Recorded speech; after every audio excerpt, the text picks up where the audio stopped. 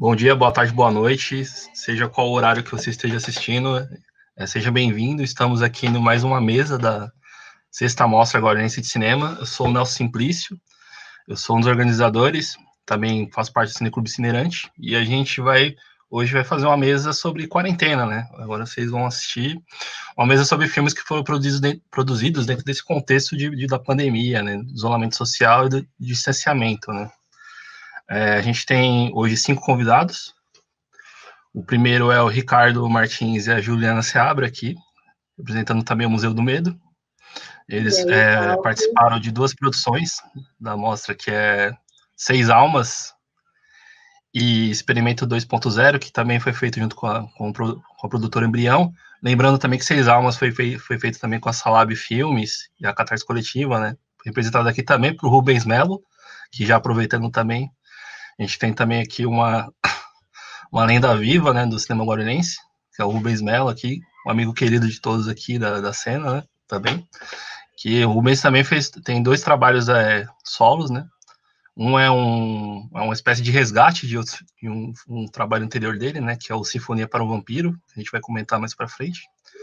O outro é A Coroa da Morte, né, um filme sobre depressão e suicídio, e também Rubens faz parte também do Seis Almas, né, também tem dedo do Rubens, né, Rubens aí, tipo, é uma figura onipresente do terror de Guarulhos também, né.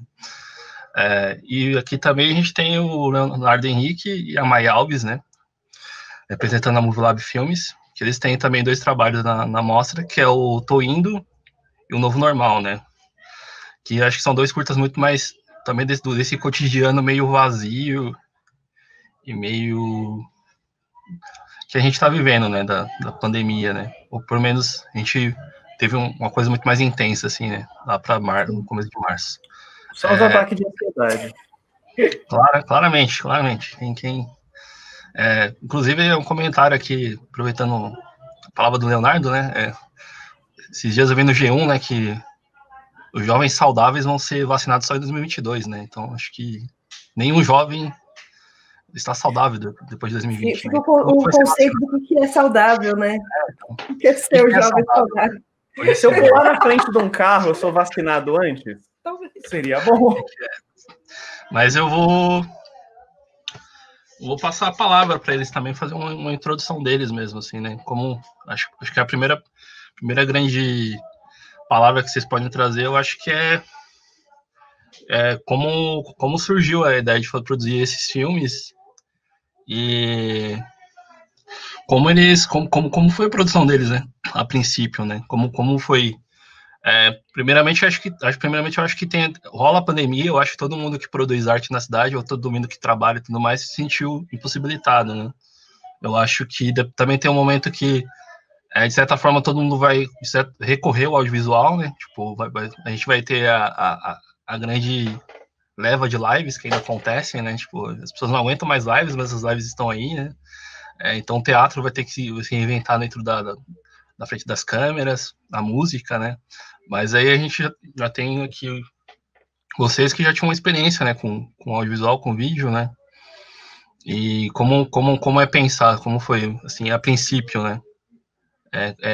Princípio, qual foi a primeira sensação, né, em questão de produção, né? Tipo, essa impossibilidade do contato, de estar com a equipe, né, de estar em cena, né, estar o seu corpo presente em cena com outras pessoas em coletivo, né, e agora o seu corpo está presente em cena em diferentes lugares, mas unidos por uma câmera ou uma tela, né, como foi isso para vocês? Acho que eu vou passar a primeira palavra para a Juliana e para o Ricardo. Oi, galera, prazer estar aqui conversando com vocês aqui, e obrigada pelo convite. Eu acredito que foi um desafio para todo mundo, né, que produziu, e um novo entendimento do que é fazer cinema com esses corpos distanciados, né?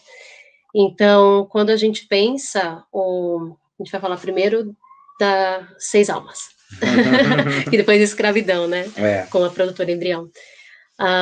Mas quando a gente pensa na questão de filmar, e como é que é a estrutura desse roteiro, né? Como é que a gente encaixaria? Então, a Seis Almas, ela foi pensada justamente cada um na sua casa, por mais que a gente tenha tido, nós elaboramos, né, os elementos cênicos, então a gente foi com todas as medidas de segurança, foi o único contato que a gente teve, e na verdade o pessoal não sabia o que era, eles entraram no jogo, a gente propôs, o Ricardo fez a história, e a gente elaborou o roteirinho, e a gente propôs, né, para o Rubens Melo, para o Okuma, para a Areiko e o pessoal do Embrião, topam fazer com a gente? Beleza, só que vocês não sabem, vocês vão saber parte da história. Então, o roteiro ele foi mandado pela metade, né, assim, e os elementos foi a surpresa do ato da entrega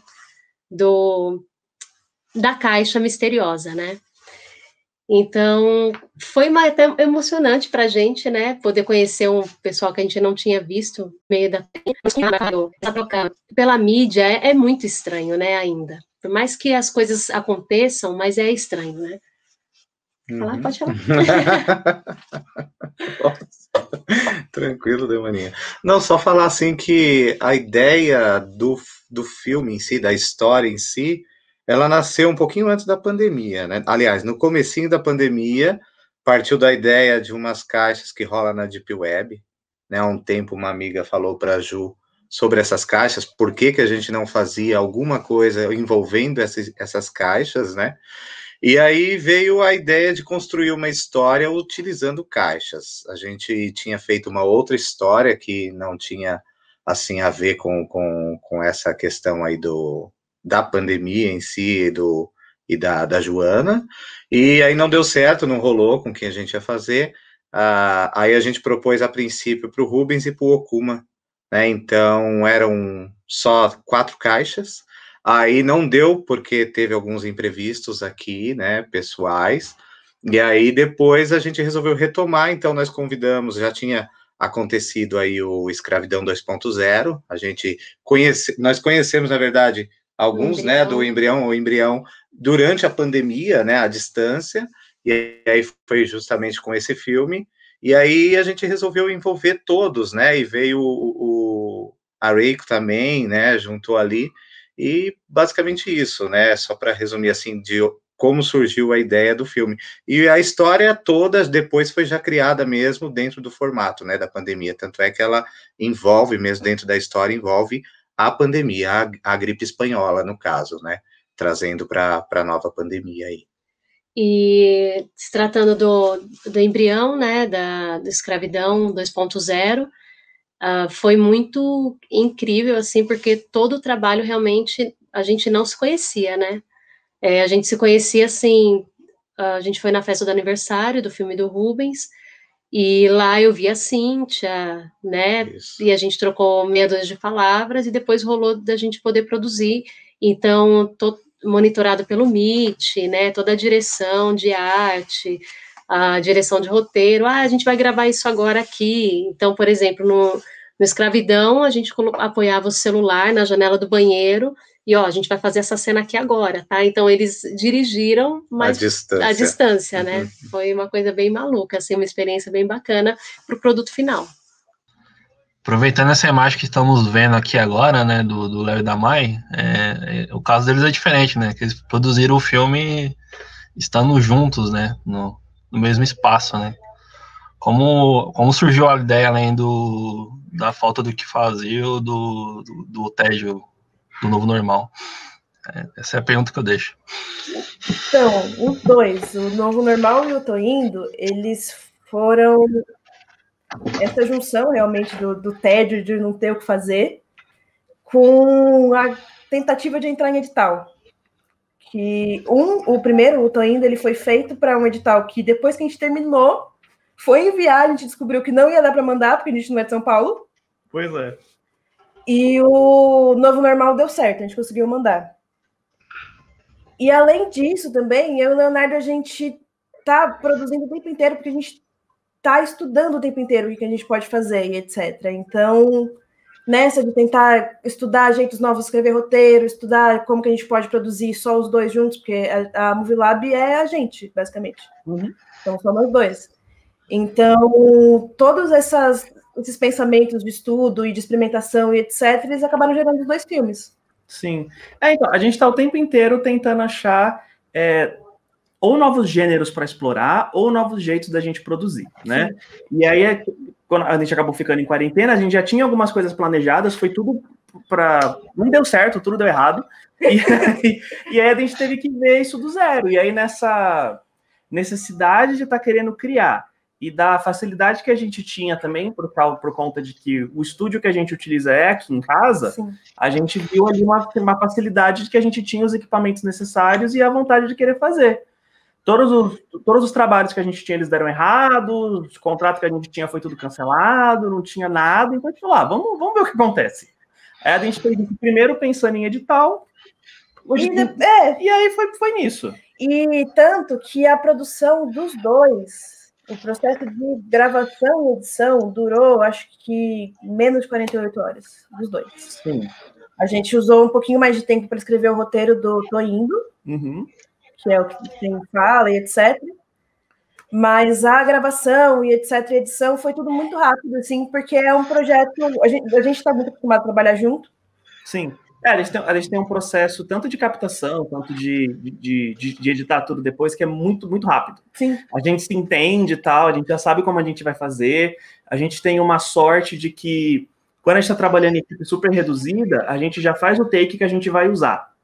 Ou, tipo, se não deu certo, a gente deleta o take na câmera mesmo, a gente só fica no final com o bruto, que ele só não está todo colado e não está com trilha. O resto a gente já faz tudo de uma forma extremamente efetiva, assim, porque é o jeito que funciona pra gente.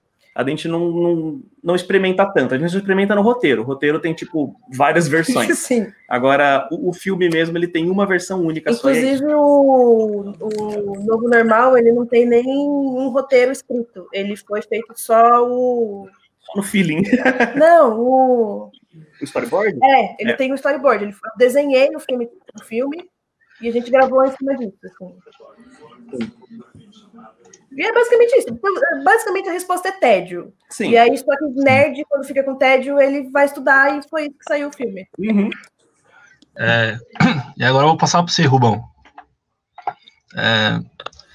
E agora, tipo, a gente comentou de pessoas que... Claro que você está trabalhando 6 almas e teve esse trabalho coletivo, mas aí, ao mesmo tempo, tem um trabalho mais introspectivo, um trabalho mais seu ali, que é o Coroa da Morte e o Sinfonia para o Vampiro, né?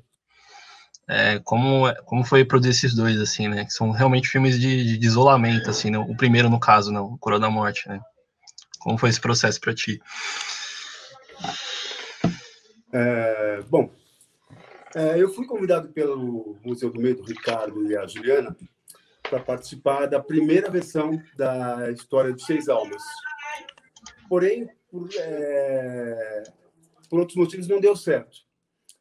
E a Ju havia me perguntado se eu tinha alguma ideia para fazer alguma coisa nesse momento, e eu, então, fiz o roteiro do Coroa da Morte, que, na verdade, seria interpretado pela Juliana, e o Ricardo é quem faria as imagens. Como não deu certo também, aí eu acabei resolvendo por fazer o filme em casa sozinho mesmo. Então, eu atuei, tive que fazer fotografia, editei. Porém, eu tive algumas colaborações que foram todas feitas e tratadas por WhatsApp. Por exemplo,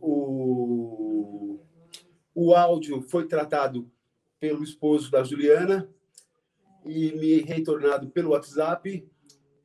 Eu havia mostrado o curta para o Hiládio, que estava aqui, aí ele pediu para fazer uma trilha, ele acabou fazendo, me mandou também pelo WhatsApp, porque a ideia original não era nem ter trilha sonora, era para ser uma coisa bem cru. Mas ele pediu, e aí eu falei, vamos ver, né? E no final ficou tão bacana, até mostrei para a Juliana e acabamos deixando. Como a história tem uma cena de suicídio e precisava de um artefato, eu não vou falar o que por conta de spoilers, né? Vai ficar para o pessoal conferir na mostra. A Juliana gentilmente me enviou para o Uber esse instrumento que faltava para a produção ser concluída. Então, foi uma experiência única, né? Primeiro, por eu ter que fazer tudo sozinho e depois receber ajuda sem ter o contato com as pessoas. É uma coisa bastante atípica, foi uma produção muito solitária, para quem está acostumado a estar no set, no meio de tantas pessoas, naquela troca de energias, nas trocas de conhecimento, porque em cada produção a gente acaba aprendendo mais com as pessoas, porque ninguém sabe tudo, né? A gente está sempre evoluindo com as pessoas. E foi isso. Eu já havia visto aquele poema do Augusto dos Anjos e eu achei que tinha totalmente a ver com o momento que a gente estava falando, inclusive sobre as doenças respiratórias e pulmonares. Já o Sinfonia para o Vampiro, ele foi um recorte que eu fiz do meu média-metragem O Lâmia Vampiro. É um projeto que eu tenho muito carinho, eu acho que já devo ter citado em outros encontros. É um filme que eu fiz como uma espécie de laboratório, porque eu tinha aprendido a fazer edição de vídeo, tinha aprendido a fazer maquiagens e tal. Então, eu resolvi fazer esse filme como um laboratório. Mas eu me peguei com tanto carinho por ele e pouquíssimas pessoas têm acesso ou conseguiu assistir o filme. E como eu estava aqui em casa, isolado, sem ter o que fazer, você fica procurando o que fazer para ocupar a mente, né? Agora, então eu peguei esse média-metragem, extraí alguns segmentos, algumas cenas e montei um outro propósito, para que pelo menos eles saibam que existe um filme, O Lâmia Vampiro, de onde foi extraído esses fragmentos. Essa foi a ideia original.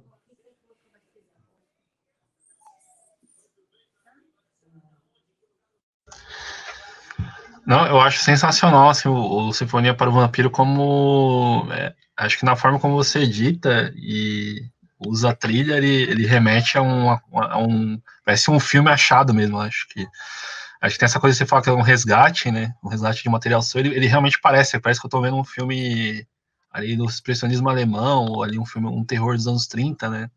Que eu acho que a trilha que contribui, eu acho que aquelas próprias maquiagens ali meio artesanais, assim, de fato, acho que dá realmente parece um filme que foi resgatado de um tempo, né? Mas é um tempo ali muito interessante.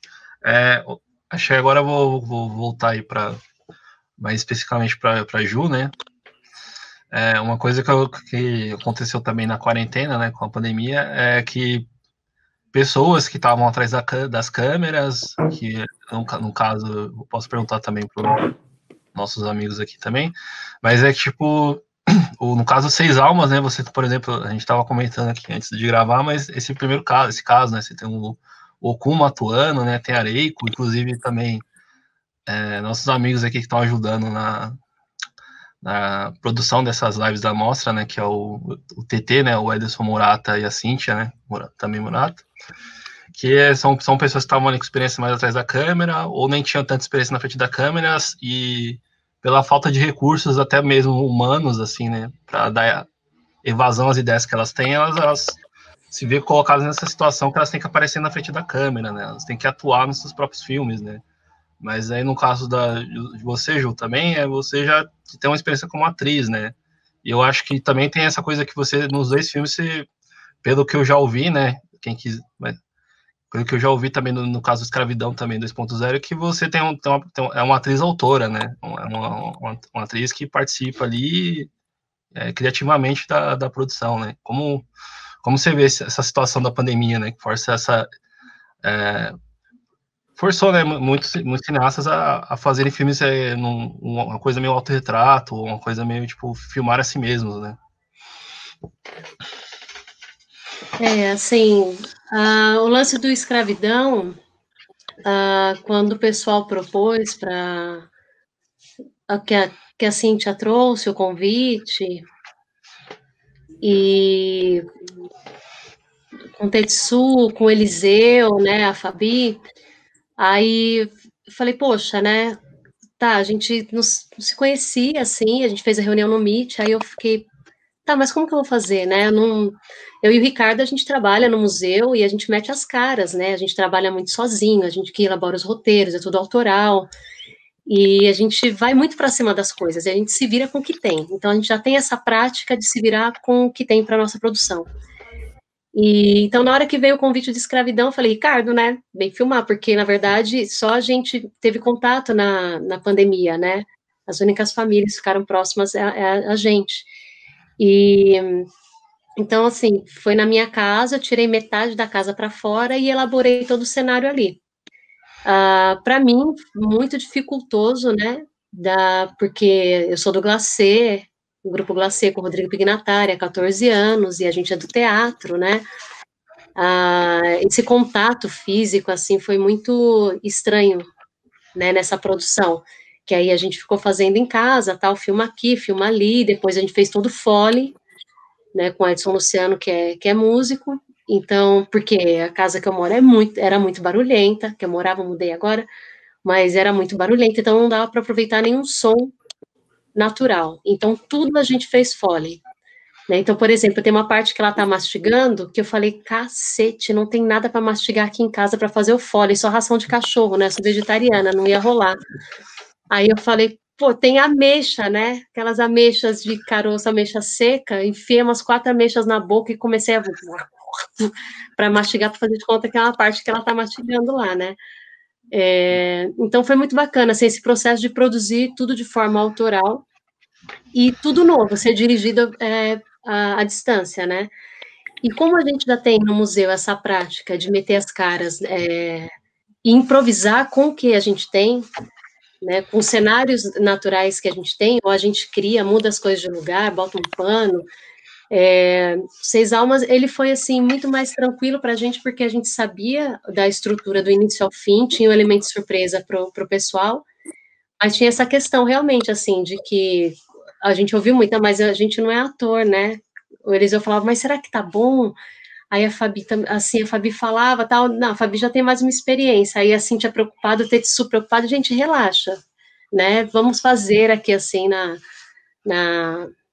montar na hora, e assim, era a casa, né, então esse quadradinho, foi mais simples nesse sentido, mas foi muito mais complicado, eu acredito que para a edição, né, que ficou com o Rubens Melo e com o Okuma, então, tanto eles participaram das cenas, como foi passado para eles editar. Então, o Rubens fica com a parte do terrorzão e o Okuma fica com a parte da junção desse quebra-cabeça pelas telinhas. Dentro de uma linguagem contemporânea, que é o que a gente tem hoje, devido à pandemia, ficou muito bacana, assim, né? Acho que o produto final ficou muito interessante.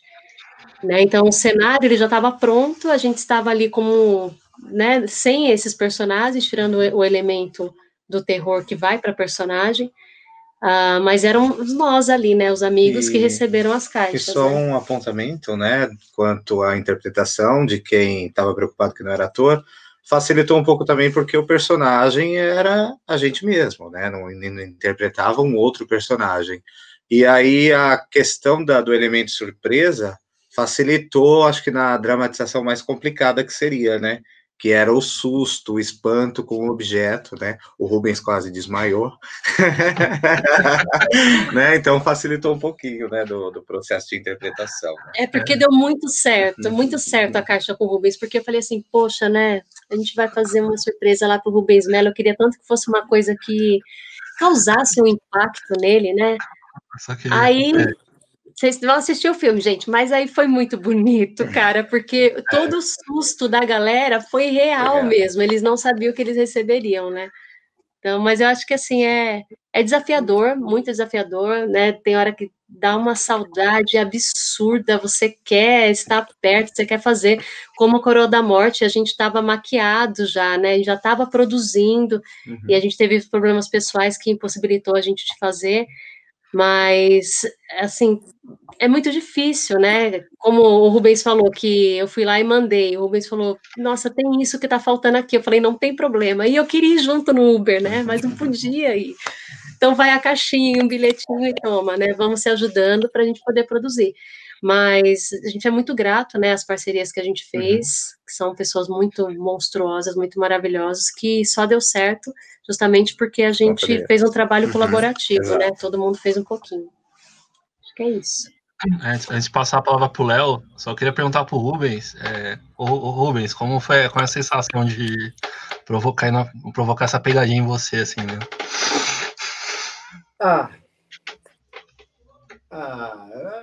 Eu não sei o que responder nesse momento. Tudo pelo cinema, né, Rubens? Tudo pelo cinema. Eu vou passar para o Léo, né? Não é cinema. Mas foi uma experiência bacana. Eu tenho uma pergunta. De trabalho, foi uma coisa bastante desafiadora, porque, como a Juliana bem colocou, a gente estava se monitorando pelo Google Meet, mas o foco era o nosso celular, então a gente tinha que estar focado no celular, não dava para ficar olhando muito para a tela do PC. Era mais para ouvir um pouco do que se falava ali dentro, mas poder acompanhar realmente não dava. E foi muito bacana. Foi uma experiência extremamente difícil de realizar, porque você não está ali do lado das pessoas, né? Você está focado em você, você só praticamente vê você. E quando a gente vê mesmo o produto montado, você fica surpreso, porque uma hora ou outra você dá aquela espiada na tela, né? Mas não é aquilo que está acontecendo de fato. O que acontece de fato é que a gente está captando ali pelo celular.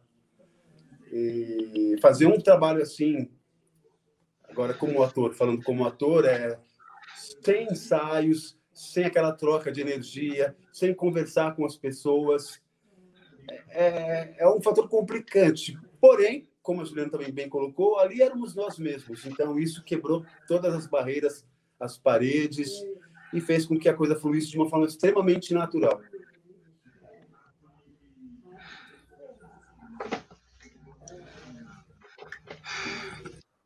A minha pergunta era como é que foi a dinâmica de vocês colocarem aquela caixa toda esquisita para um Uber entregar para o Rubens? Ele não achou que era uma bomba? Foi outra caixa, não era aquela.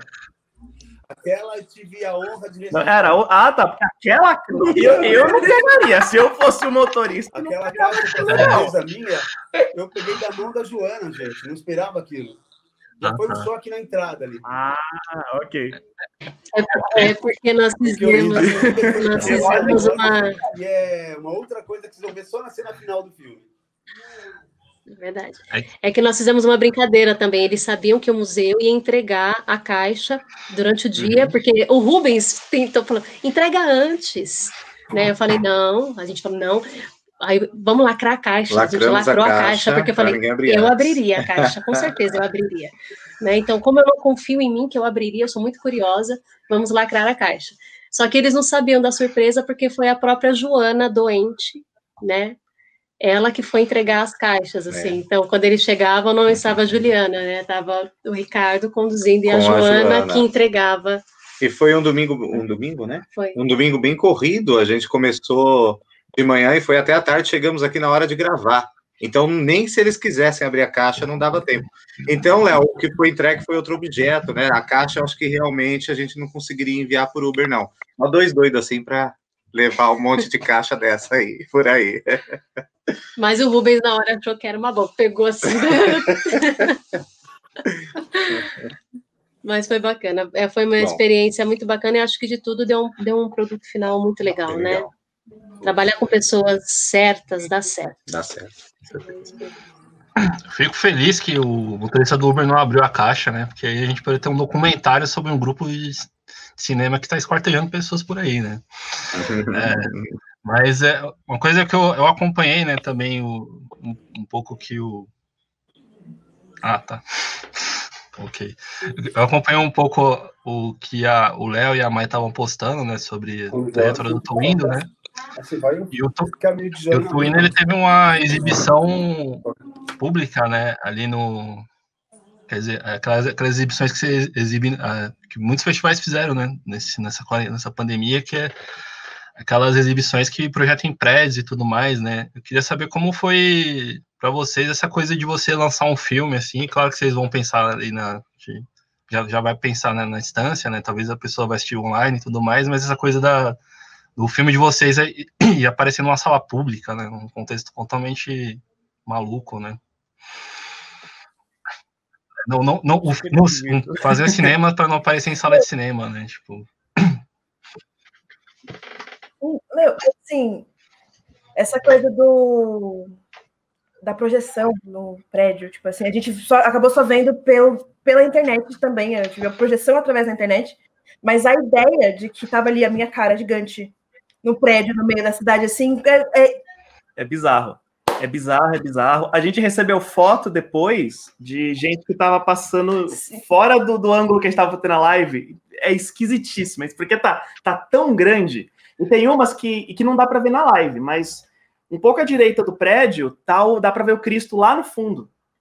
Então você imagina, tipo, ver daquela cena, assim, uma cara gigante, assim, o Cristo lá, deve ser muito da hora, mas foi bem bacana. Foi bem bacana. O pessoal do MOV são Você quer falar como a gente chegou nessa situação? Então, só mais uma pergunta. Eu acho que quando a gente exibe o filme, por exemplo, vai exibir no festival, ele vai passar numa sala de cinema, tipo, todo mundo senta lá na sala escura, fica quietinho, e no final do filme vai comentar. Ou quando a gente mesmo... E aí, como foi a exibição também online ao mesmo tempo, como vocês, tipo, recebiam um feedback ao vivo, né? O filme está sendo exibido e as pessoas estão comentando no chat, né? É também uma outra experiência de cinema, né? De como as pessoas vão receber o que você está fazendo, né?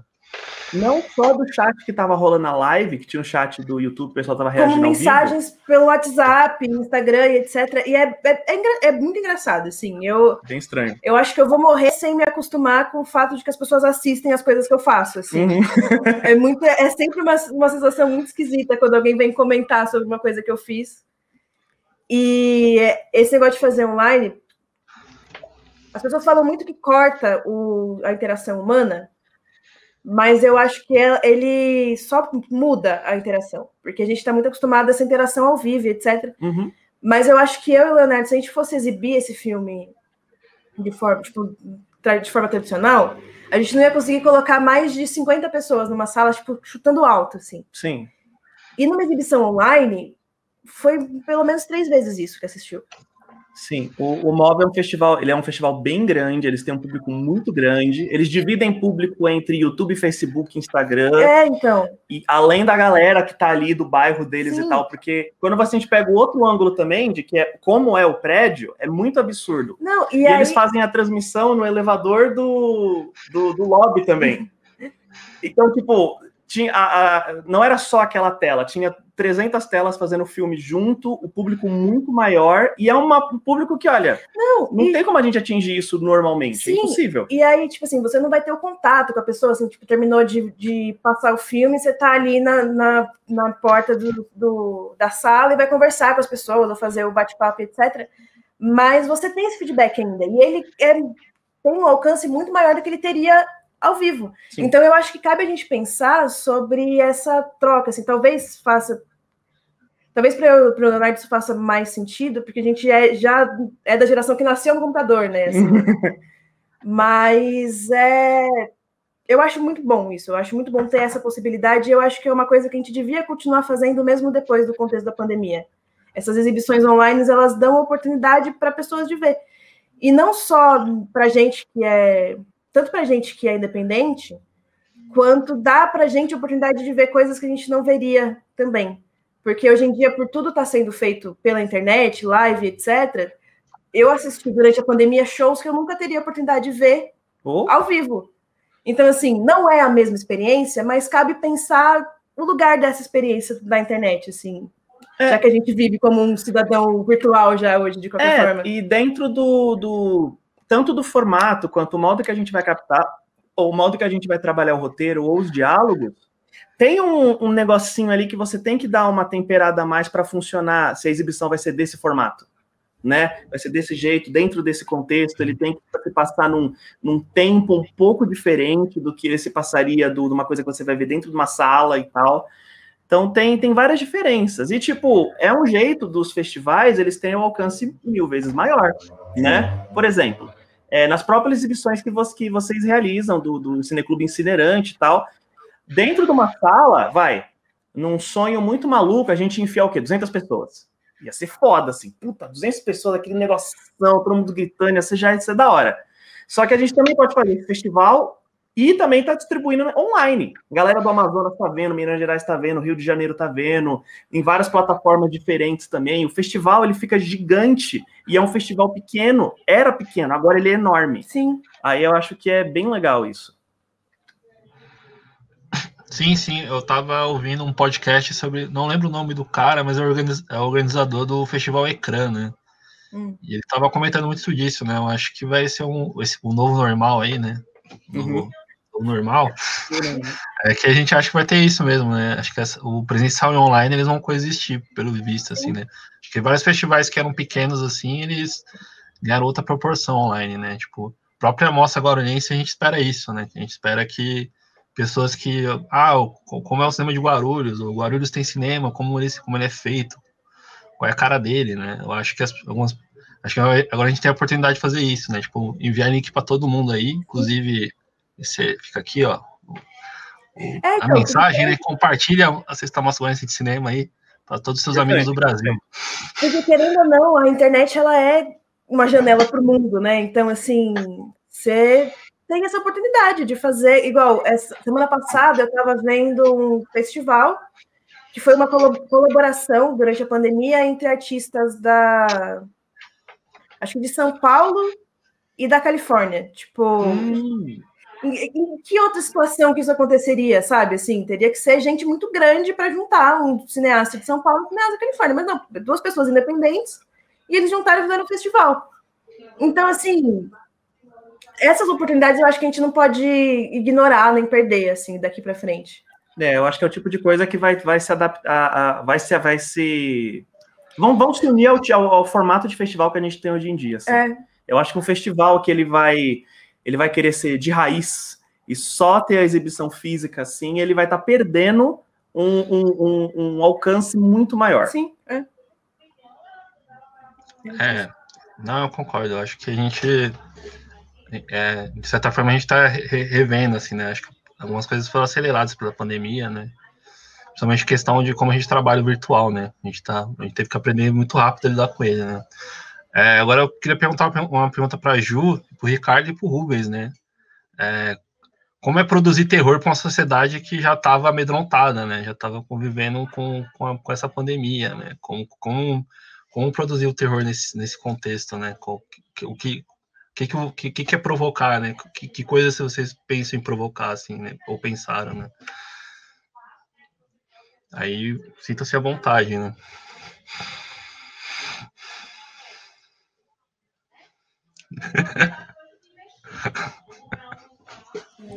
Primeiras damas, minha mãe me ensinou.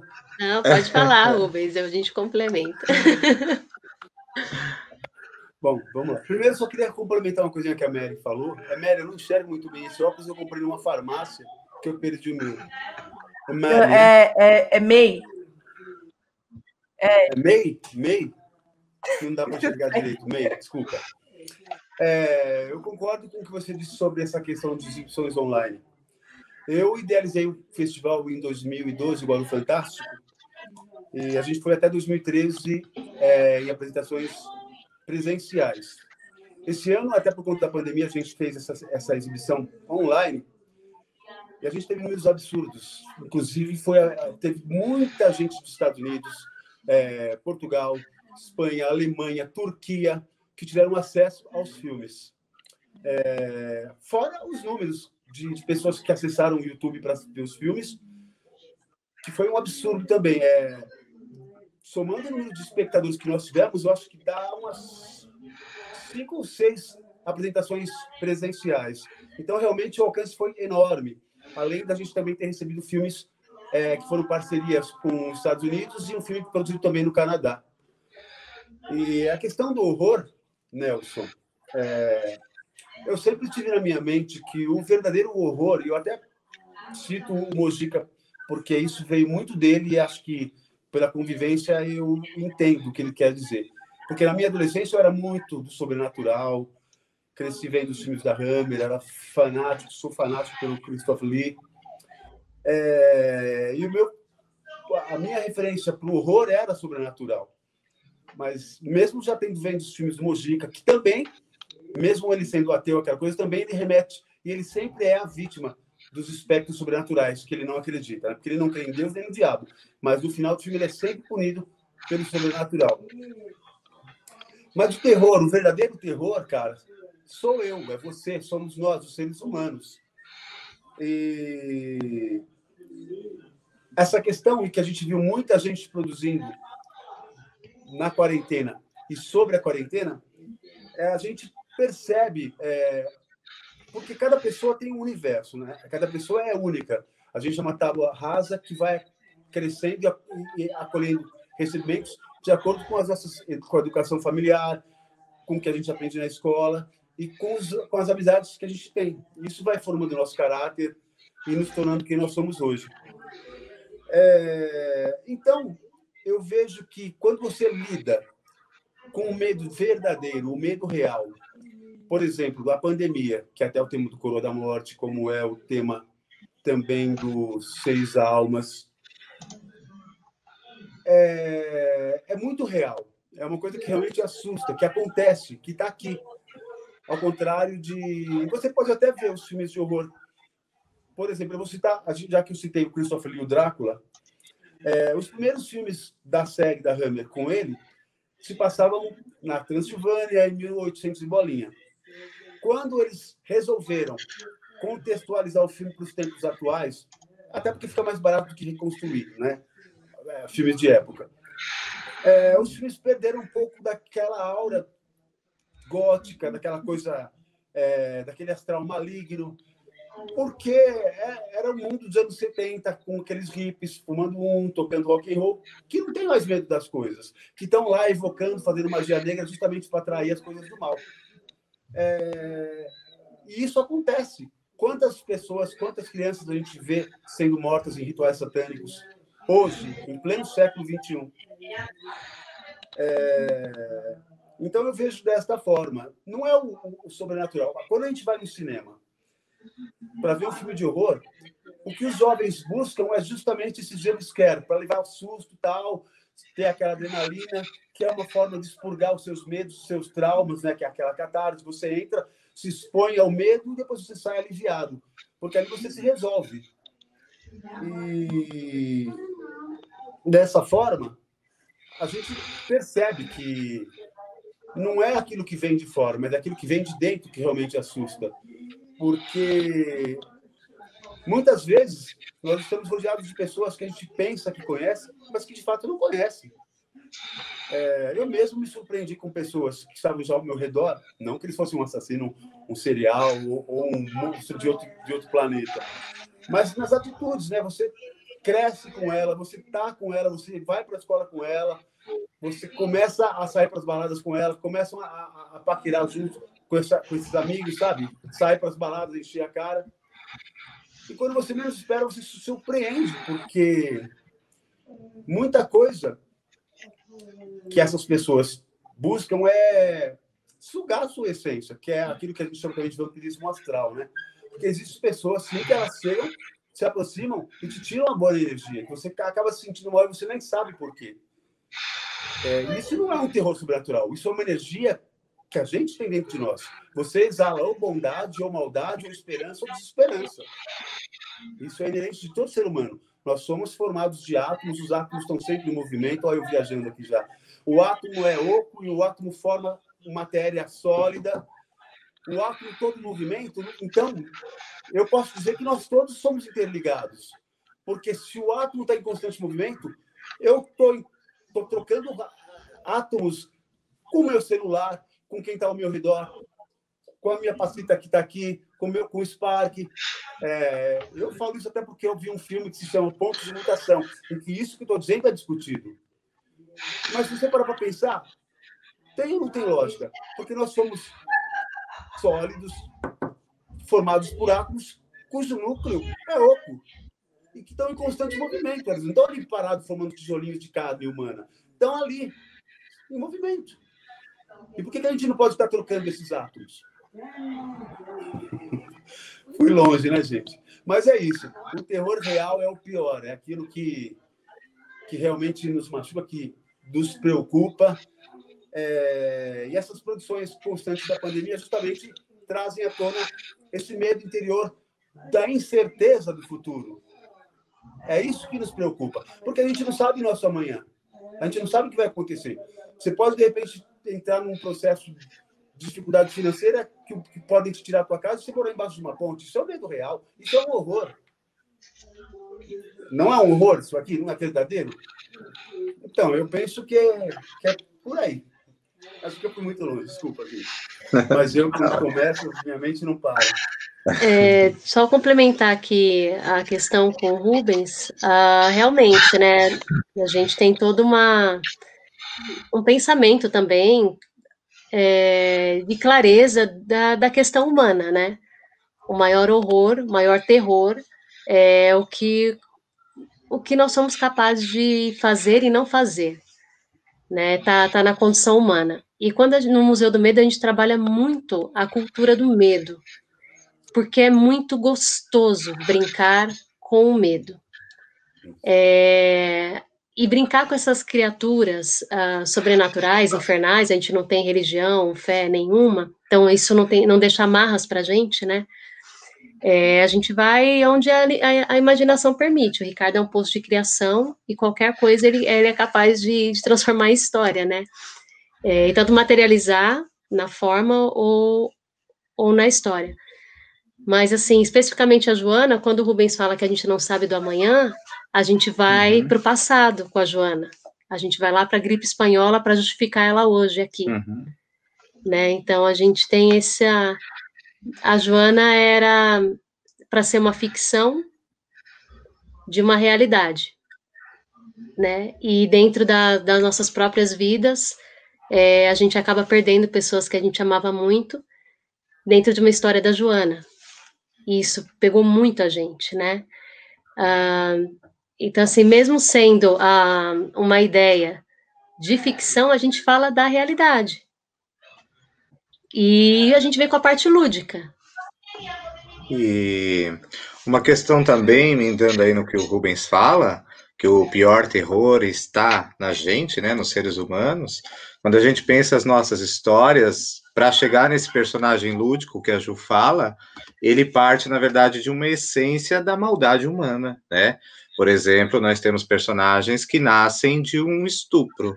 Um pai que estupra uma filha, que gera uma criança, que vai gerar o personagem fictício e lúdico, mas ele tem essa raiz ali na maldade real, na maldade humana, né? Então, praticamente todas as nossas histórias aqui do museu, elas partem de um psicopata, enfim, vários tipos de loucos e assassinos, e a gente só transforma eles em personagens fictícios e lúdicos, como a Ju traz, e aí a gente coloca tudo aqui, nessa pessoa demoníaca. Então a Ju é catalisadora de da essência do mal, né? Aí no Museu do Medo. Mas eu tenho uma dúvida aqui do Museu do Medo. Eu acho que quando a gente foi fazer a quarentena itinerante da Ju, né? A gente assistiu vários vídeos do Museu do Medo, né? Me remeteu, né? Aquela coisa clássica, assim, né? Dos contos, não sei se é aqueles contos de aviso, né? Tipo, que você tinha no Além da Imaginação, contos da cripta, né? E eu acho que a gente fala muito do medo do desconhecido, né? Achei interessante essa fala da Ju, né? De falar que vocês lidam com medo, assim, e meio que, tipo, para conhecê-lo, né? Para desvendar como de onde nascem esses medos, né? Achei muito interessante, assim, que vocês falaram, né? Agora, eu não sei, vocês tem mais algum comentário entre vocês aí? Eu tenho só um comentário que eu tô curioso para conhecer os vídeos do Léo e da Mai, porque eles falando aí já foi despertando uma curiosidade. E a gente só acessa do festival, né? Tá preso, né? Tá preso? Ficou essa curiosidade aí. Quem participa das mesas tem acesso com antecedência, hein? Opa! Aí sim! Eu acredito que, assim, a iniciativa, né, de poder juntar essa rede de produção, que cada um traz suas ideias, suas poéticas, sua arte, na linguagem do cinema, diante da pandemia, que eu acho que, no primeiro momento, deu uma sensação de impotência muito grande, né? E aí, a gente faz arte, e aí? E aí? A gente vai falar do quê? A gente tem força para falar? Então, acho que todo mundo se pegou no momento, no meio desse furacão de agonia. E para quem faz arte, ou faz. O Tô Indo, ele não só, tipo, apesar de a gente ter o empurro final, né, para fazer, foi a questão do edital que a gente não conseguiu, mas o roteiro, ele surge desse desespero de querer produzir, e ele retrata um pouco esse desespero de não saber o que é a vida nesse momento, assim, porque sim, a sensação que a gente acaba tendo é que tá tudo em pausa, assim, né? O Tô Indo, ele trata da deteriorização da vontade da personagem conforme a quarentena ela avança. E que cada dia fica mais frustrante, e que a gente usa um período do dia, que é desde quando ela acorda até quando ela vai dormir, que é para narrar isso de que, daqui tá tudo certo e vai ficando cada vez pior, e pior, e pior, e pior, e pior. Aquele ciclo se repete todo dia, todo dia, todo dia, até que vai chegar uma hora que alguma coisa zoada vai acontecer. E ainda, porque é um lugar onde, tipo, tanto a personagem reflete muito o que a gente estava vivendo no momento, assim, né? Uhum. Que é aquela coisa de que, tecnicamente, eu não estou numa posição de reclamar, porque eu estou numa posição extremamente privilegiada dessa questão da quarentena, assim. Então, querendo ou não, ainda tem um serviço ou outro que aparece, eu consigo fazer home office, querendo ou não, ainda continuei fazendo a faculdade home office também. Então, você não tem nem o que reclamar exatamente, senão o fato de que é esquisito estar preso em casa, assim, e é uma situação onde a gente não está acostumado e a gente não está preparado, e o filme, ele tenta retratar um pouco isso, assim, como é esse não lugar que a gente está vivendo agora, porque parece que a gente parou o ano em março e está vivendo nesse vácuo desde então, assim. Exato. No momento que o Parasita ganhou o Oscar. A partir dali, a gente está no dia seguinte até hoje. A última coisa boa que aconteceu foi o Oscar. E complementando isso que a Mike e o Léo estão trazendo, tem uma conexão muito grande com o Escravidão 2.0 que a gente fez com o Embrião, né? Porque quando eu li o roteiro que o Clécio fez, eu comecei a questionar um monte de coisa, né? Como assim, meu? Aí quando a gente chegou no final, falou, mano, a gente vai fazer um filme em 2070, tipo, mano, a gente tá falando de quarentena. Spoiler. A gente tá falando de quarentena, né? E assim, a gente não pensa. Na verdade, a gente pensa que tudo isso, a gente quer acreditar que tudo isso vai acabar logo, né? Sim. A gente quer acreditar, a gente precisa acreditar. Tem há 7 meses, sabe? Sim. É isso. E a ficção lida um pouco com essa questão do isolamento, assim, né? E é sempre desesperador, porque o ser humano é social, né? Então, é um pouco essa ideia, assim, de passar esse desespero, essa coisa de estar vivendo no vácuo, tá sendo levado, assim, né? Sim. E também, por exemplo, o Toino, tanto o Toino quanto o Novo Normal, eles foram feitos numa época em que a gente estava, tipo assim, no comecinho da quarentena, né? A gente já achava que já era, nossa, não aguento mais nada. Tipo um mês, mais ou menos, da quarentena. Assim. E agora já vai fazer o quê? 6 meses que a gente tá nessa. Só que agora também a gente tá num período em que os filmes que vão ser gerados, de hoje, dia que a gente tá gravando isso aqui, pra frente, eles vão lidar com temas muito complexos de que as pessoas já estão no momento que elas estão se descuidando demais. Né? E a gente está cada vez se vendo mais preso a, tipo, que nem financeiramente não dá mais para continuar em casa, né? A cabeça não aguenta mais ficar em casa. E aí você tem que sair. Mas só usar a máscara tá bom? E aí tudo fica muito confuso, sabe? E aí os filmes que vão ser gerados daqui para frente, eles vão ter uma missão muito complicada, até todo mundo tá vacinado, de qual é o exemplo que você vai passar fazendo um filme agora, não em casa. Sim. E aí isso vai ser bem difícil.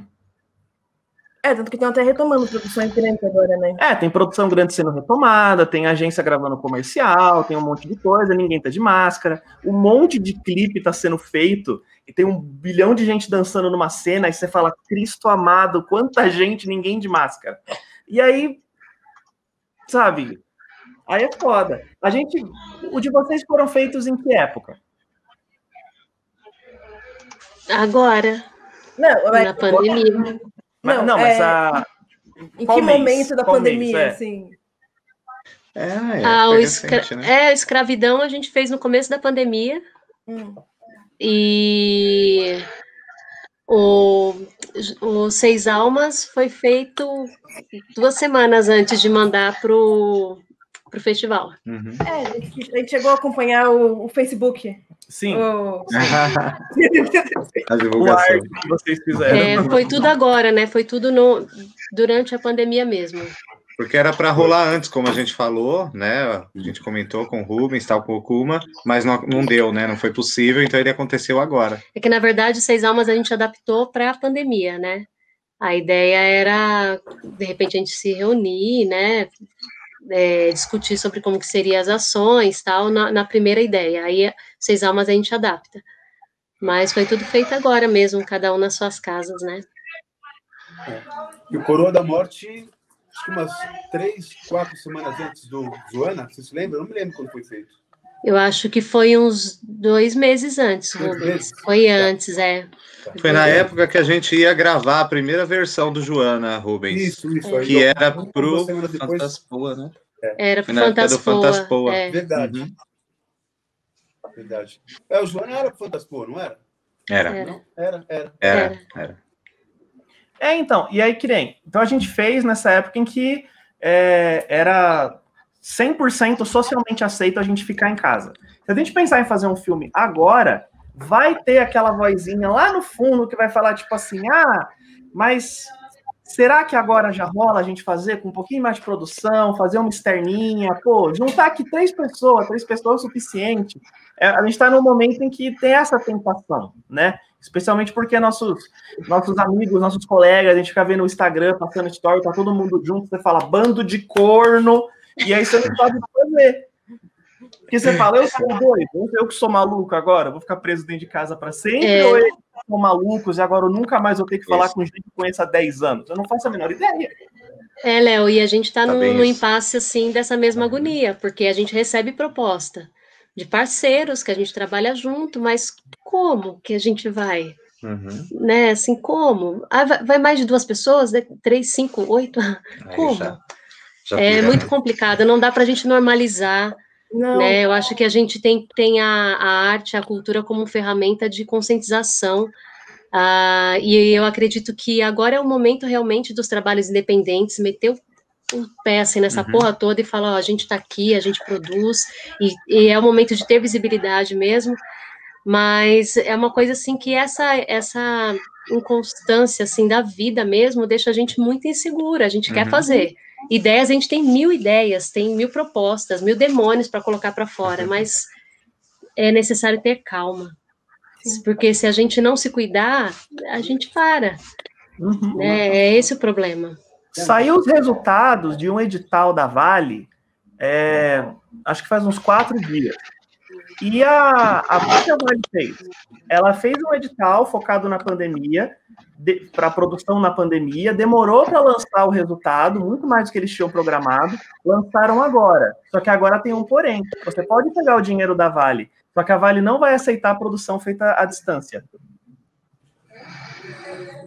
E aí você fica, cara, para muitos produtores que vão receber essa grana, é um grande sonho receber muito dinheiro para fazer uma produção.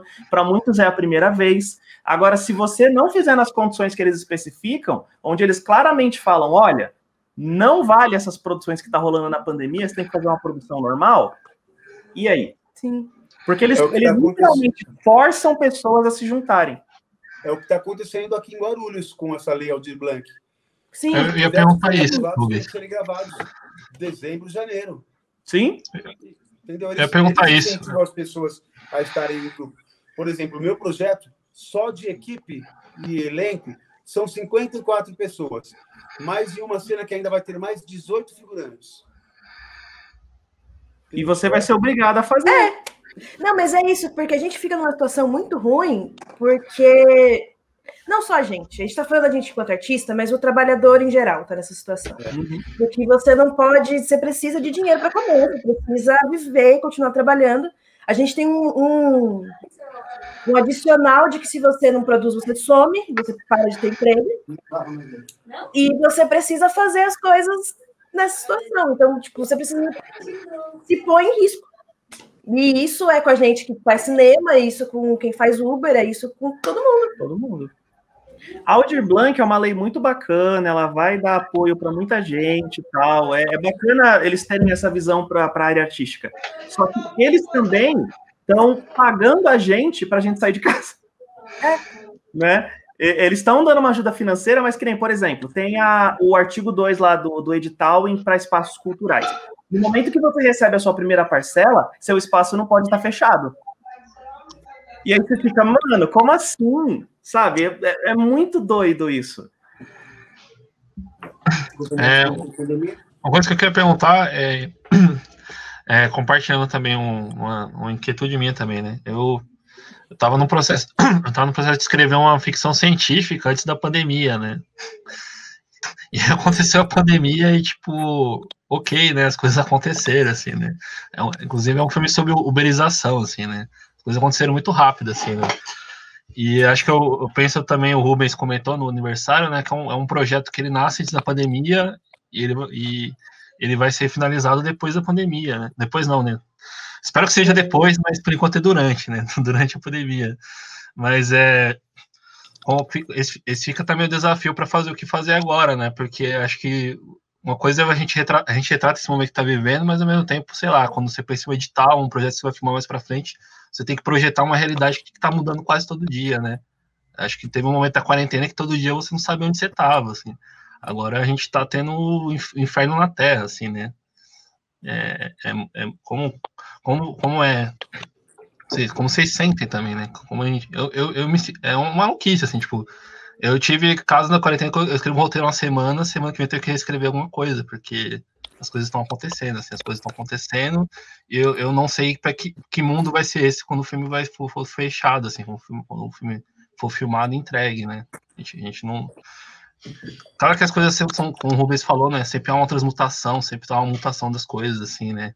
Mas ao mesmo tempo a gente tá vivendo esse momento, assim, que é um momento histórico, assim, né? Um momento que mudou a chave de várias coisas, né? O mesmo agora, a gente pensar até em outro caso, né? A abertura das escolas, que foi amplamente discutida, mas a gente pode, como a gente está falando aqui da cultura também, né? Tipo, a gente não se deu tempo nem de entender o trauma, né? De entender a pandemia em si, né? A gente já está sendo obrigado a sair dela, né? Tipo, a gente tá obrigado a sair de um trauma que a gente não vai sair agora, né? É um trauma tanto pessoal também, mas também um trauma coletivo, né? Nessa de coisas que foram feitas antes e tiveram que parar e tal, a gente, com a Movilab, a gente tem o nosso primeiro longa, um documentário. Não, a gente tem 2 projetos parados que não podem sair. A gente tem o nosso primeiro longa-metragem, que foi gravado durante dezembro, e ele ia sair em março, sabe, assim.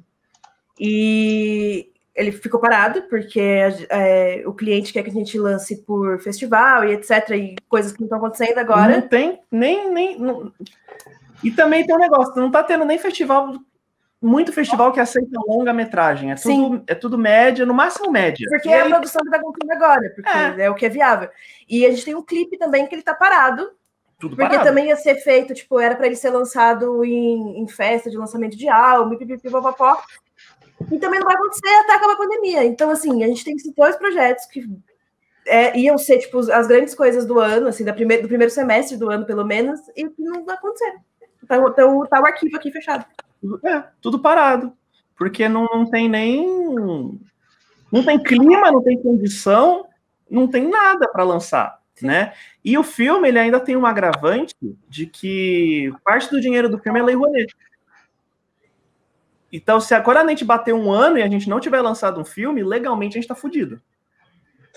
Então vai chegar uma hora que a gente vai ter que só, tipo assim, sei lá, jogar o pendrive na rua, assim, falar, tá lançado o filme, alguém porque vão vir cobrar a gente, e aí? Só que eles vão forçar a gente a lançar um negócio, aí o filme vai dar totalmente errado, e aí, nossa, é um puta problema isso, de como a gente trabalha. Mas... Como eu sou da parte pessimista, em que eu acho que essa não é a nossa primeira pandemia nesses próximos 10 anos, eu acho que agora a gente vai chegar num ciclo muito absurdo desse tipo de coisa, em que agora a gente vai pelo menos ter essa noção de aprender de que, todo contrato que a gente fizer, tipo, se rolar uma pandemia, ainda tá valendo, ainda pode atrasar o lançamento, a gente vai ter que adicionar esse tipo de coisa em tudo agora, porque não tem jeito, assim. Verdade. Ao mesmo tempo, eu acho que, sei lá, tava tipo, vou dar um abraço pro Átila, né? Mas a gente tava sempre aquele comentário, tipo, o Átila recomendou usar máscara e todo mundo, e tipo, a gente pensou, pô, a máscara vai ser um hábito comum, assim, né? E tá sendo, assim, ao mesmo tempo não, né? Tipo, e acho que tem uns desgastes, assim, que a gente nunca sabe qual o mundo que vai ser, né? Se vai ser um mundo mais seguro ou não. Eu acho que vai ser um mundo cada vez mais seguro, né? Mas isso aí É o terror que o Rubens lembrou, né? O terror humano, né? Não, mas essa incerteza, ela vai corroendo a gente, assim, porque você não sabe o que vai ser o próximo mês, você não sabe em que situação que você vai estar. Porque, por exemplo, a gente está discutindo agora uma reabertura, e as pessoas estão voltando, algumas atividades escolares estão voltando, as pessoas estão voltando para o serviço. Alguns países que fizeram isso, eles voltaram com uma quarentena muito mais agressiva um mês depois de voltar. Então, pode ser que daqui em dezembro a gente vai estar assim, tipo, sem poder ir no mercado. E lembrando, né, Mike, isso está acontecendo em países de primeiro mundo, né? Sim. Desenvolvidos, que têm uma cultura totalmente diferente da nossa, enquanto aqui no auge da pandemia a gente vê pessoas com máscara no queixo, na mão, nos barzinhos sem máscara, todo mundo amontoado, enfim, então não é querendo ser pessimista, como o Léo disse, mas é uma coisa real, né? Que está prevista, e não precisa nem ser estudioso do caso, né? Sim. Vem muita merda por aí ainda. E pra gente, artista, tem também o receio de ficar patinando, né? De ficar patinando no mesmo lugar, porque a gente está utilizando das ferramentas, criatividade não falta, mas para onde, né? Qual é a direção disso tudo? Né? Sabendo que a escola e os museus, os teatros, as salas de cinema serão as últimas coisas a serem abertas. Né? Então, como que a gente faz? E é o que a gente está buscando, né? Foi o que eu comecei a introduzir, não terminei o pensamento, mas é muito gratificante a gente poder estabelecer esses laços, essas conexões, conhecer mais pessoas, que está todo mundo no mesmo barco. Sim. Né? Então, essa mostra, ela traz uma união muito grande, assim, de apreciação e de conhecimento do trabalho artístico, audiovisual, de todo mundo que está participando, né? E o quanto é gratificante poder somar e estar perto e conhecer, né? E ampliar as nossas redes, os nossos contatos e saber que a gente está junto, né? Eu acho que é esse o maior sentido da possibilidade de fazer arte e ter um lugar para poder ser mostrado, né? Sim, eu acho que eu compartilho aqui a preocupação, né? A mostra, geralmente, nos últimos anos, ela acontecia em maio, né? Só que foi meio ali no começo do pico da pandemia, e a gente resolveu deixar em stand-by até a gente saber o que a gente faz com ela, assim, como a gente já... E aí começou aquela coisa, né? Vamos estudar modelos de festivais, modelos de exibições, né? Por exemplo, o que surgiu foi a gente começar a normalizar o drive-in, né? Mas ao mesmo tempo é uma coisa muito restritiva, assim, né? Ainda mais pensando que a mostra é uma exibição gratuita e tudo mais, assim, né? E outra coisa que era muito importante para a mostra também, que acho que acho que foi a coisa que mais doeu, assim, acho, realizar essa mostra, que eu acho que a mostra é um lugar de encontro, né? É um lugar de encontro ali de todo mundo, assim. Eu lembro muito do Okuma na segunda mostra, né? Em 2016, que ele durante o debate ele falou que eu acho que agora a gente tem uma cena cinematográfica, né? Eu acho que agora tá uma galera produzindo, assim, né? Em 2016. E eu acho que da terceira para frente, o Léo e a Mai participaram da terceira até. O Rubens desde a primeira mostra aí. Eu acho que o ponto mais importante que a mostra funciona é como esse ponto de encontro, né? Um ponto onde a comunidade de cinema de Guarulhos se encontra, troca ideia, vê o trabalho, o que está acontecendo, né? Vê o que a galera está produzindo na cidade, né? E o que a gente espera dessa amostra é que a gente consiga também mostrar para pessoas que não tinham acesso à amostra, né? Seja para limitação da sala, né? Que a gente usava uma sala que o limite era de 120, 125 pessoas, e mesmo assim era todo mundo ali, ó. Hoje é impossível a pandemia, porque era todo mundo espremido naquela sala quando lotava, assim. Então, eu acho que vai ser muito interessante ver agora como as pessoas vão assistir os filmes, né? Mesmo que os debates como esse aqui estão sendo gravados, a gente também vai ter debates ao vivo, assim, né? De outras questões e tudo mais. E a gente espera que esse público, que a galera apareça, participe, né? No chat ali, troque uma ideia quando a gente for ao vivo, né? E mesmo essa live aqui é importante nessa troca de conversa, né? Ver como foi principalmente essa mesa aqui, né? Que a gente saber como foi a pandemia, né? Como foi criativamente e pessoalmente, né? Eu acho que vocês compartilharam tanto seus dilemas criativos quanto seus dilemas humanos aqui, né? O Rubens bem lembrou aí quando falou, né? Eu acho que o importante da mostra é isso, né? A gente manter esse contato, né? Manter essa troca entre quem está realizando na cidade. Ainda mais que a gente vive numa cidade, mesmo que essa Audi Blanc ela chegue ali e nos anime, assim, né? Anime no sentido de ter financiamento e tudo mais. É bem lembrar que, enquanto cinema aqui, enquanto cultura, a gente está mais por nós mesmos, né?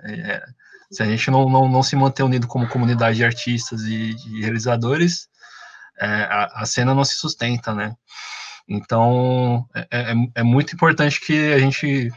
Eu espero que pessoas que ainda não participaram da mostra, que realizam, assim, elas assistam isso aqui, elas assistam os filmes e voltem ano que vem para a 7ª mostra, né?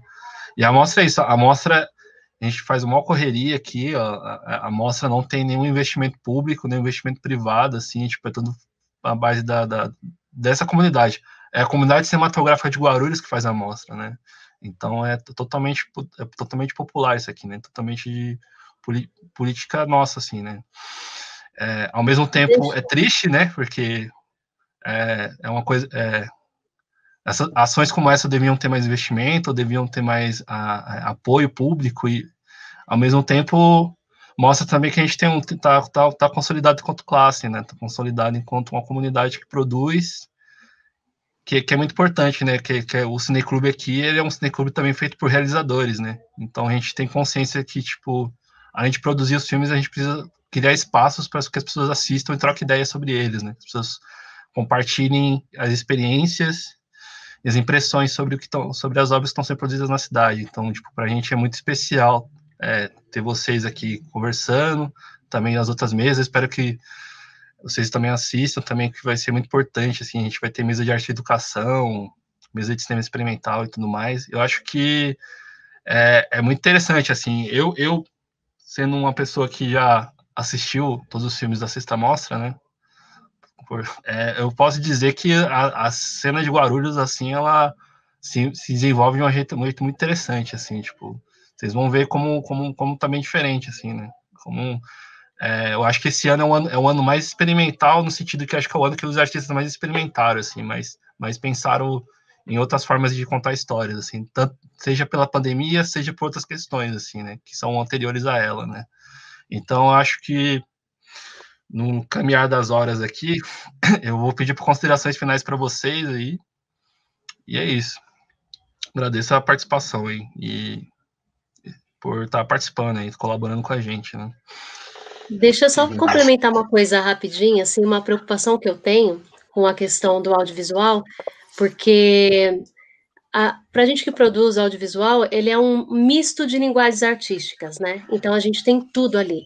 E uma coisa que me preocupa nesse modelo que a gente está adquirindo é a qualidade do som, porque a trilha sonora ela é composta para o andamento das cenas, a gente tem uma preocupação estética de cabo a rabo com o que a gente cria. E assistir no aparelho de celular, a gente perde potência de muitas coisas que a arte da música está fazendo, né? Então a gente tem que compreender também os pontos positivos que a gente tem de poder produzir com as ferramentas que está disponível, mas a gente também perde, né? Porque o audiovisual é audiovisual e a gente às vezes foca muito no visual, né? É uma coisa para a gente pensar um pouquinho. E, né, o museu tem a agradecer aí muito. Obrigada pela parceria. Pelo convite, mais uma vez, pela participação aí do Rubens, do Embrião, do Okuma, da Rico, né? Foi, assim, uma realização fantástica, né, pra gente, né, Débora? E Embrião, paixão, muito obrigada, né, por envolver a gente aí. Fantástico, um convite obrigada. Maravilhoso. Cineclube, muito obrigada. Cineclube, então, nem se fala exatamente. Estamos juntos. E um prazer conhecer mesmo à distância o Léo e a Mai, né? Tá tudo assim agora, né? Conhecendo à distância, uma hora, quem sabe isso tudo acaba, tomara. Todo mundo agora com web amigos, né? Bom, também quero agradecer o convite, Nelson. É sempre um prazer. Você sabe que eu te admiro bastante. Você tem muito conteúdo. A Ju, que eu também aprendi a amar de paixão. Vocês do museu foram presentes que eu ganhei da vida graças à ponte que o André fez, né? O André Okuma. Léo, May também. Mai, né? Eu também estou conhecendo agora, eu acredito. Se bem que eu acho que o Léo já vinha alguma amostra do cinema de Guarulhos. Ele não me é estranho. Sim, Você já viu os dois, na verdade. Eles estão por aí. A gente está na plateia. a gente é meio outsider. A gente está ali Legal. no cantinho, atrás da moita, assim. Eu queria também deixar aqui um pensamento, um questionamento, porque eu estava lendo ontem numa matéria no site da internet, e tem um grande investidor da Disney, um cara que banca bastante coisa lá, porque a gente sabe que muitas dessas grandes produções, os blockbusters, estão sendo adiados. Mas ele está brigando com a Disney porque ele está forçando o lançamento da Viúva Negra no streaming, porque ele acredita que o streaming vai ser o foco daqui para frente, onde eles vão ter muito mais lucro do que os cinemas. A Disney não concorda muito, porque não teve muito sucesso com Mulan, mas esse cara está forçando, e eles querem que faça o lançamento da Viúva no streaming. Não sei se isso vai acontecer ou não. Se acontecer e tiver um resultado como esse investidor espera, que surpreenda a própria Disney, provavelmente aí a gente vai ter uma mudança radical na questão do audiovisual do cinema. Não digo que o cinema vai acabar, porque cinema, quem ama, é nostalgia, não deixa, não perde.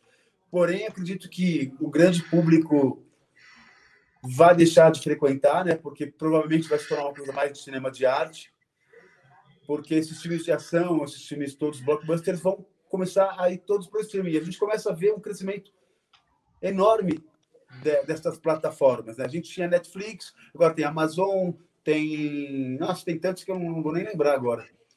E até independentes. Eu fui convidado ontem para ceder os meus filmes para Brazuca Trash, o nome dessa plataforma. Eu dei uma olhadinha, eu vou liberar alguns, mas não vou levar os meus principais, né? Eu acho bacana por causa da janela que se abre para que a gente possa expor os nossos trabalhos. Porém, tem coisas que a gente precisa guardar para que a gente possa apostar um pouco mais alto, né? Então, por isso eu vou mandar algumas produções menores para ver, para sentir, até porque não é uma negociação. Eu vou ceder o filme, eles vão passar lá. Então, aí fica essa questão de como vai ser o cinema daqui por diante depois de tudo isso, né? Nós tivemos essas experiências de realização isolados, grande parte dessas produções foram totalmente feitas dentro desse contexto. Nós não sabemos quando é que isso vai voltar à normalidade. Já vimos uma vacina ser bloqueada, porque parece que deu resultados negativos. A gente está numa incógnita, nós não sabemos como é que tudo isso vai ser. Então, é só para lançar esses pensamentos, esse questionamento, para que a gente também possa estar preparado para o que possa vir à frente, né? Porque, infelizmente, é o que a Ju disse. Cinema tem que ser em tela grande, o som tem que ser alto. Quando eu estou em casa assistindo filme, eu ponho alto a televisão. O pessoal reclama, mas senão como é que você se envolve? Porque a música, ela entra na gente. Eu fiz um curso de musicologia uma vez na Paulista, em que tinha um palestrante que ele mostrava a influência da música no ser humano. Então, ele passou diversos estilos musicais, foram vários experimentos. Quando o cara tocou rock, foi uma experiência muito louca, porque a gente tinha que fazer força, sabe? Prender os professores, você podia até ficar assim com os dois braços e tal, e eles escolheram uma pessoa bem, bem fraquinha, que estava lá na plateia, o mais fraquinho, mais, né? Para poder fazer essa experiência. Aí ele separou algumas pessoas, colocou lá no palco, algumas pessoas bem fortes, por sinal. E quando ele começou a tocar o rock, deixou a gente ali parado, fazendo força, né? Mas ouvindo a música. Esse rapaz vinha no nosso braço, ele fazia assim, ele conseguia desmontar a gente. E é um absurdo, porque você estava lá totalmente tenso, segurando, e veio um pivetinho do nada e te desmonta, para a gente poder ver como é que a música influencia no nosso ser, né? E aí eu falo que essa questão de tudo que nos influencia, como eu citei a questão de átomo, tudo parece uma loucura, mas enfim, né? Há mais mistérios entre o céu e a terra do que são a nossa boa filosofia, quer dizer, conosco. Então é isso, galera. Eu quero agradecer a vocês e que as coisas possam melhorar e a gente pense como é que vai ser esse nosso futuro, que tudo isso também nos torne pessoas melhores. É isso. A gente queria agradecer o convite, obviamente, né? Foi muito bom conhecer o Rubens, a gente já conhecia o trabalho, o Museu do Medo a gente não conhecia ainda, foi bem interessante, a gente deu uma olhada nos filmes antes de participar aqui. Sim.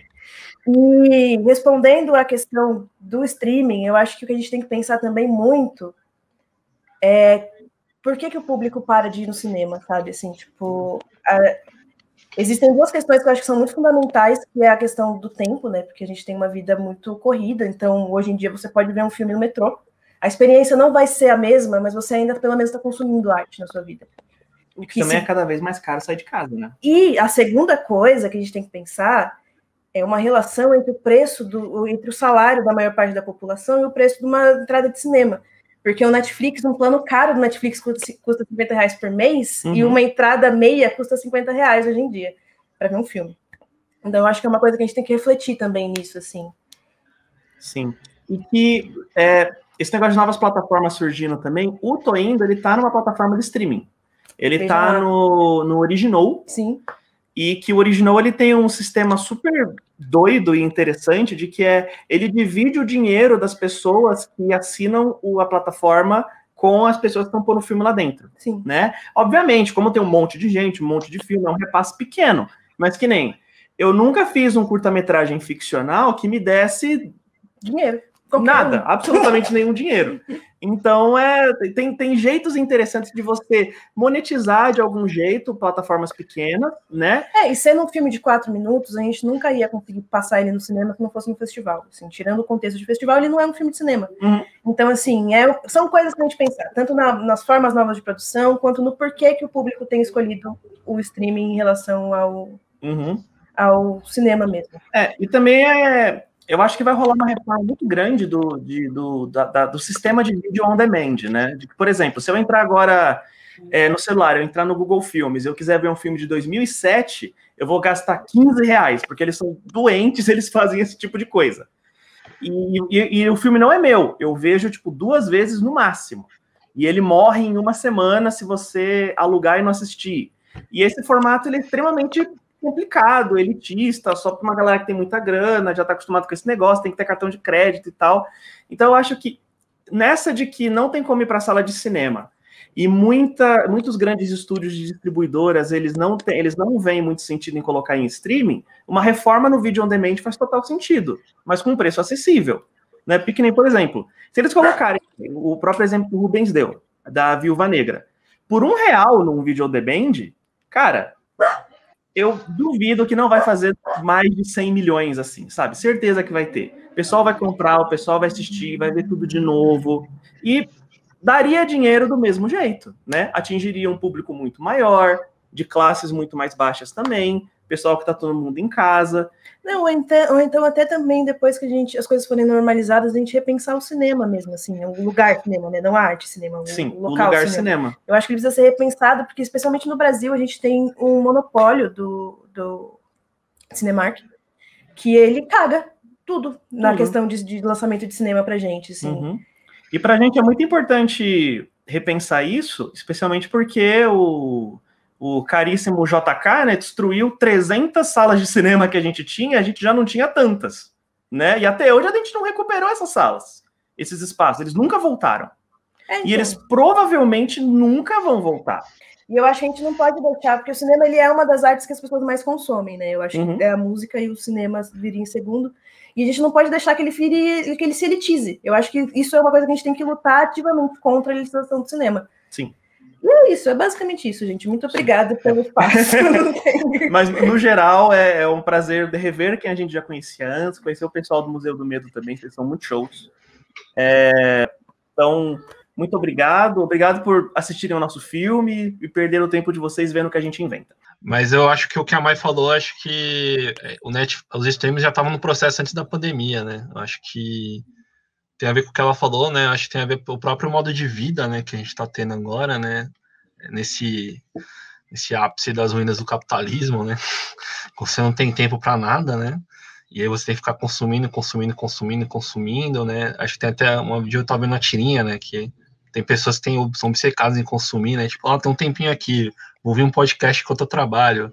Tem um tempinho aqui, vou ver um episódio de uma série ali, né? Enquanto eu almoço. Eu acho que a gente ficou esse vício, né? De consumir, e aí fica difícil, né? Eu acho que antes de pensar, como vocês falaram, o cinema, assim, né? Acho que pensar por que as pessoas não conseguem parar, né? Para ver um filme, né? Acho que tá muito a ver com a precariedade de vida que a gente está vivendo também, né? Nesse mundo rápido, assim, do capitalismo, né? Eu acho que o Cineclube mesmo, ele nasce da necessidade porque não existiam espaços de exibição, salas de cinema na cidade que não sejam salas de corporações, né? Tipo, o cinema, como falaram, o Cinemark, né? Então, tipo, a gente não tinha uma sala pública disponível, assim. O máximo que a gente tem é o Teatro da Amastor, mas ele é muito difícil, assim, a não ser que você faça parte de uma igreja ou de uma empresa que vai fazer entregar certificado, né? Mas para exibir filmes a gente já foi negado várias vezes lá. Aquele espação, né? O grande auditório. E eu acho que uma coisa que o Cineclube tenta fazer, e a Mostra tenta também fazer, né? Mesmo agora online, era que o espaço é não você parar para assistir um filme, mas você parar para assistir o filme e depois conversar, né? Acho que o Scorsese ele fala sobre isso, né? Naquele documentário Viagem Pessoal para o Cinema Americano, que ele fala que o cinema era muito parecido com a igreja para ele, porque era uma experiência coletiva, né? As pessoas entravam numa comunhão ali dentro, todo mundo assistia a mesma coisa, né? Às vezes a provocação é diferente para cada um, mas mesmo assim tá todo mundo compartilhando uma mesma experiência, todo mundo ouvindo a mesma coisa, né? Como isso é fantástico dentro de uma sala de cinema, né? Mesmo as pessoas dentro de casa. Acho que tem exercícios parecidos, como aconteceu com o Léo e a Mai, né? Que o pessoal tá no chat comentando ao vivo ali o que tá vendo na exibição online, né? Mas coisas pra gente se pensar, né? Aí o que eu gostaria de dizer é que os filmes já estão disponíveis no site da Mostra, né? Mostra Guardense de Cinema. O Seis Almas ele vai estar na seção 3. O Escravidão 2.0 vai estar na seção 2. Coroa da Morte vai estar na seção 4. Sinfonia para o Vampiro estará na seção 5. E o Tô Indo está na seção 2 e o Novo Normal na seção 4 também. A gente está tentando montar playlists assim, para você ir navegando ali, né? Quer falar alguma coisa? Não, estou conversando com o Léo. Mímica. Mas é isso, eu agradeço a vocês por terem assistido, agradeço a vocês por terem participado, e é isso aí. Viva o cinema guaranense!